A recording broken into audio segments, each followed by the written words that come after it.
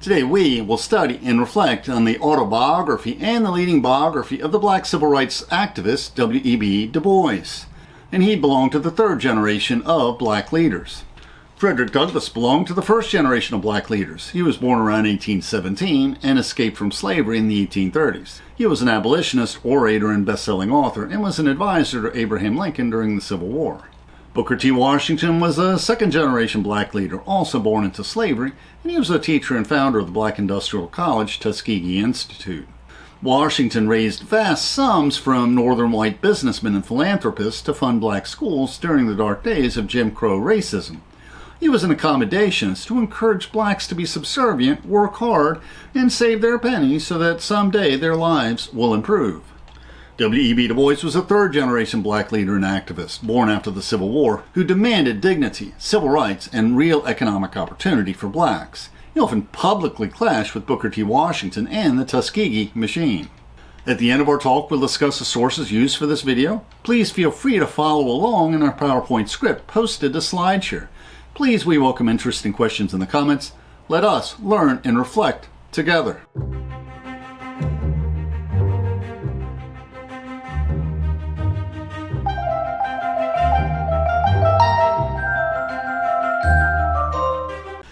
To understand W.E.B. Du Bois, you must first know that he was truly an intellectual. You could almost say that he was incapable of pouring out his feelings. Rather, he can instead deliver a 30-minute soliloquy of his feelings, displaying little emotion. Indeed, this is how W.E.B. Du Bois describes his autobiography.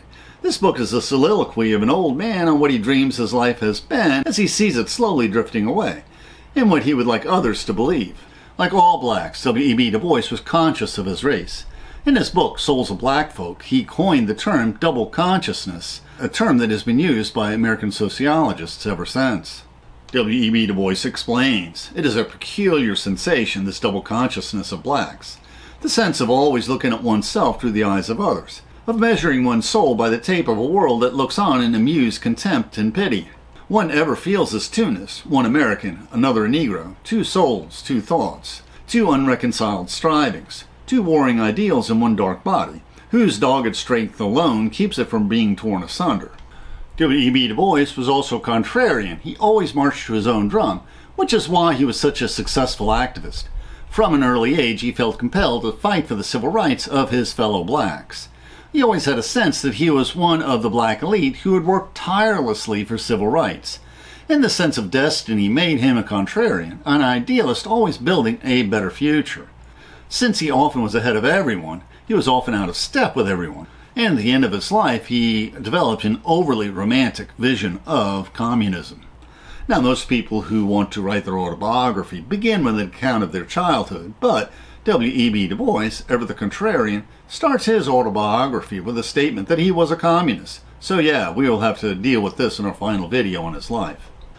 W.E.B. Du Bois was ambivalent towards religion. He was not anti-religious. He said that in his youth, his attitude was simply that God ruled the world, Christ lived the world, and men did right or tried to. Since we hold to the Plutarchian view that we should find moral lessons in biography and history, we'd like to relate this saying by W.E.B. Du Bois when he tells us, "One thing I avoided, and that was envy. I tried to give the other fellow his due even when I disliked him personally and disagreed with him logically.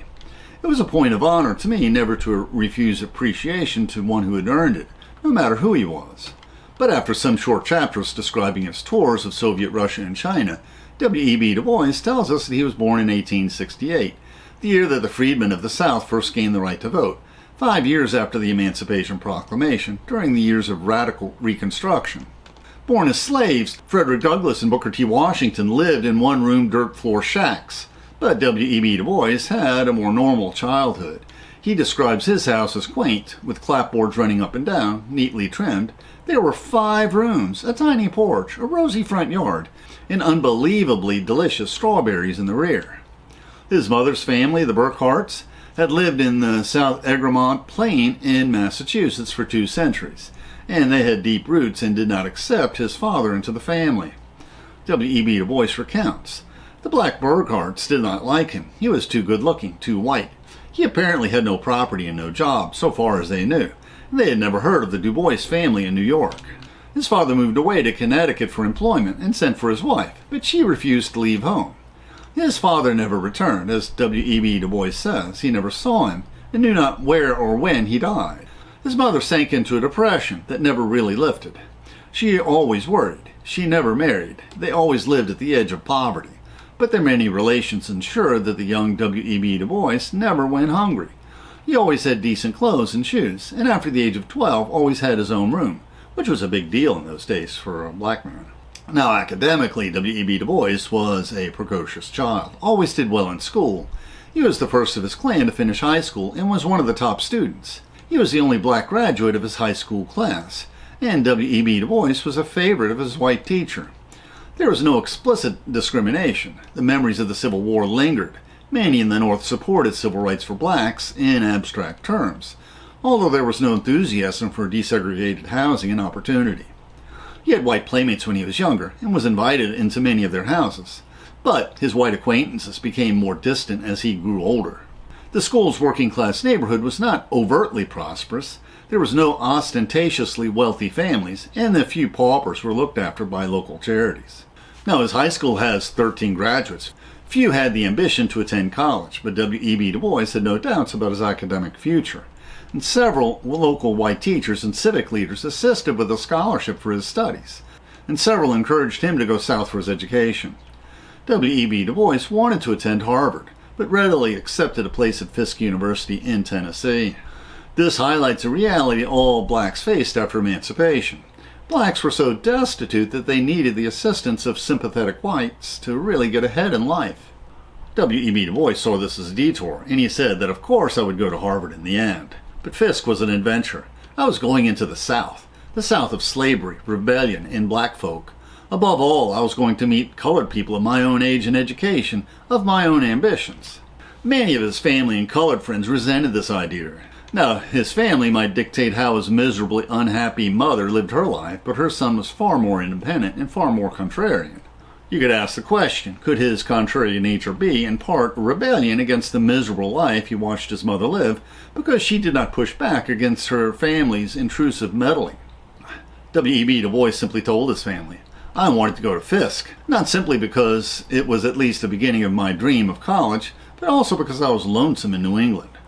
Unconsciously, I remember that as I grew older, and especially now that I had finished high school, the close, cordial intermingling with my white friends would fade. There would be meetings, parties, clubs to which I would not be invited. Due to his advanced schooling, he was placed in the sophomore class at Fisk and became the editor of the school newspaper.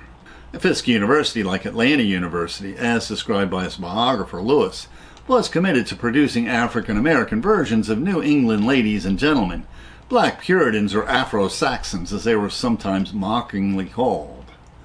But Fisk was also located in the Deep South. Blacks had to be careful in the city streets. Many of his classmates were armed when they went into town. Much to the consternation of his teachers and classmates, during a summer vacation, our contrarian W.E.B. Du Bois insisted on trudging through the countryside looking for a small school where he could instruct the local black children. When he became an academic, he contracted with the Department of Labor and applied for grants for sociological surveys of blacks in America. And in this first project, he was curious how blacks were able to improve themselves through education in the rural backwaters of the Deep South. And you can read more details of his Deep South school teaching days in his Souls of Black Folk. Over long walks over several days through many towns, he encountered an eager black student, Josie Dowell, who wanted to learn how to read. He met Colonel Wheeler, the civic-minded white man who charitably paid his small salary, and was invited to dinner. Now, W.E.B. Du Bois assumed everyone would eat at the same table. But no, in the Deep South, if you were a Negro and were invited to dinner, that meant you waited your turn and ate after the white people ate. W.E.B. Du Bois describes his one-room schoolhouse. The schoolhouse was a log hut, where Colonel Wheeler used to shelter its corn. It sat in a lot behind a rail fence where a door once was, and within, a massive rickety fireplace and great chinks between the logs served as windows. Furniture was scarce. A pale blackboard crouched in the corner. My desk was made of 3 boards, reinforced at critical points, and my chair, borrowed from the landlady, had to be returned each night. Seats for the children, these puzzled me much. I was haunted by a New England version of neat little desks and chairs, but alas, the reality was rough plank benches without backs, and at times without legs. They had the one virtue of making naps dangerous, possibly fatal, for the floor was not to be trusted. When W.E.B. Du Bois first started his classes, he had as many as 30 students, but attendance dwindled away. Sometimes he visited the parents to coax them to send their children to school. He remembered that one father would tell me how the crops needed the boys, and the thin, slovenly mother, whose face was pretty when washed, assured me that Eugene must mind the baby. But we'll start them again next week. And when the Lawrence children stopped coming, I knew that the doubts of the old folks about book learning had conquered again. After Fisk, onward to Harvard and then the University of Berlin. After spending 3 years at Fisk, W.E.B. Du Bois was selected for a scholarship to attend Harvard, as they were seeking to expand their student body with bright students with meager means. The colleges taught the classics in that era. He could read and was conversant in Greek, Latin, and German. W.E.B. Du Bois held his own at Harvard and was a favored student of famous professors. He read Immanuel Kant's Critique of Pure Reason with the philosopher Santayana. He studied under Josiah Royce and listened to William James debate the existence of God and reflect on sensations and consciousness. W.E.B. Du Bois remembers that William James guided me out of the sterilities of scholastic philosophy to realistic pragmatism, and James encouraged our student to join the philosophical club and often invited him to his house for dinner. W.E.B. Du Bois, however, did not seek out white friends his age at Harvard, but found friends among the blacks of Boston. W.E.B. Du Bois graduated cum laude from Harvard with a bachelor's degree in philosophy in 1890, during the Jim Crow era when blacks were robbed of their right to vote and denied due process in the Deep South. W.E.B. Du Bois was one of 5 students asked to give a speech at commencement. He chose to speak on Jefferson Davis, the former president of the Confederacy. This earned a mention in the New York Nation publication. W.E.B. Du Bois then earned his master's degree. His thesis was on the enforcement of the slave law. He was elected to the American Historical Society and was asked to speak at their meeting on this topic, which was again mentioned in the Nation. So he's getting a little bit of a reputation already. W.E.B. Du Bois then decided to continue his studies at the University of Berlin. And not only did he lobby Rutherford B. Hayes for a scholarship, he also met with the former president. He spent several years studying at the Humboldt University of Berlin, a world-renowned university. Many leading blacks of that day liked to tour Europe. They left the world of Jim Crow behind them, W.E.B. Du Bois remembers. In Germany in 1892, I found myself on the outside of the American world looking in. With me were white folk, students, acquaintances, teachers who viewed the scene with me. They did not always pause to regard me as a curiosity or something subhuman. I was just a man of somewhat privileged student rank, with whom they were glad to meet and talk with over the world, and particularly the part of the world whence I came. And, remarkably, W.E.B. Du Bois even had a white German girlfriend. The University of Berlin would not recognize his work at Harvard. He would have had to spend another year before he could sit for his doctorate, and he did not want to reapply for an extension to his scholarship, so he decided to return home and earn his doctorate at Harvard. W.E.B. Du Bois had fond memories of Germany, he proclaims. As a student in Germany, I built great castles in Spain and lived therein. I dreamed and loved and wandered and sang, and then after 2 long years I dropped suddenly back into nigger-hating America. W.E.B. Du Bois thought that with a Harvard Ph.D. he would have no problem finding a teaching job at a black college. He wrote to all the black colleges in the country and watched the summer months roll by, finally nabbing a position at Wilberforce University. Then better-paying offers from other schools were received, including an offer from Tuskegee Institute, run by his future frenemy Booker T. Washington, but he turned them down as he had already accepted the Wilberforce position. W.E.B. Du Bois was hired to teach Latin and Greek at Wilberforce, a small black school affiliated with the Methodist Church. He soon earned a reputation for his contrarianness. When he wandered into a prayer meeting, it was announced that Professor Du Bois will lead us in prayer, to which he answered, "No, he won't," which was a shocking retort in a religious college, guaranteed to generate gossip and chatter. But his contrarianness was also a strength. W.E.B. Du Bois gives us a frank self-analysis. I was cocky and self-satisfied. I doubtlessly strutted and certainly knew what I wanted. My redeeming feature was infinite capacity for work and terrible earnestness, with appalling and tactless frankness. At Wilberforce, W.E.B. Du Bois met the slender, quiet, and dark-eyed girl Nina Gomer, who became Mrs. Du Bois in 1896. And this is the only picture I could find of him and his wife Yolanda. Like many young men, he also wanted to raise a family, but W.E.B. Du Bois had this odd notion.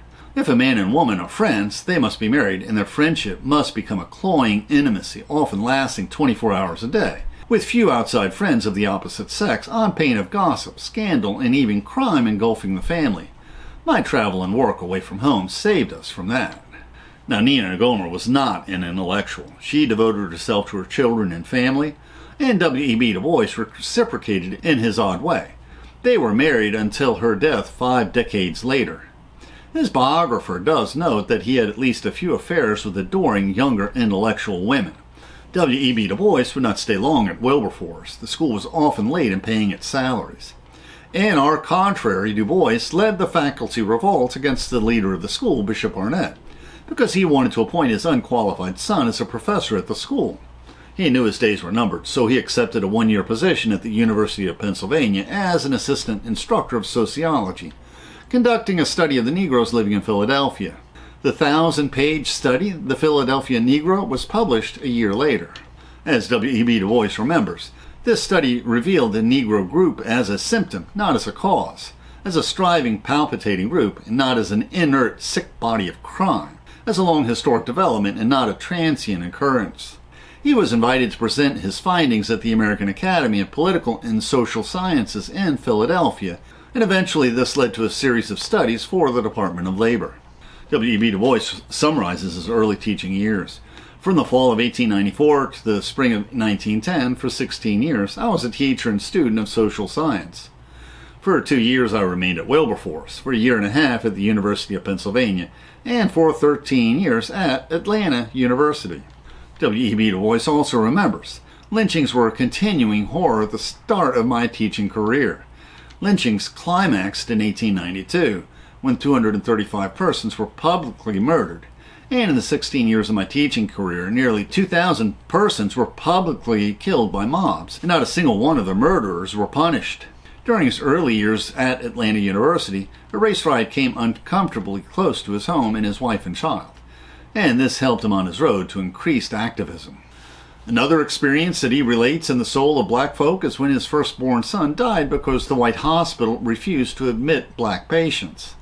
This caused a permanent rift in his marriage. Although his wife gave birth to a delightful daughter, Yolanda, a few years later, she never got over his death. His biographer suggests that he may not have paid enough attention to his son's illness in its early stages due to his heavy work burdens. W.E.B. Du Bois remembers that his death tore our lives in two. I threw myself more completely into my work, while most reason for living left the soul of my wife. W.E.B. Du Bois started to gain a national reputation as a black civil rights leader at the time of his hiring at Atlanta University. Now, one of my recurring themes in the civil rights videos and the philosophy of this channel is that the black civil rights movement always shows tension between the accommodationist Booker T. Washington, head of the Tuskegee Institute and fundraiser for many black colleges, and W.E.B. Du Bois, civil rights activist and contrarian rebel.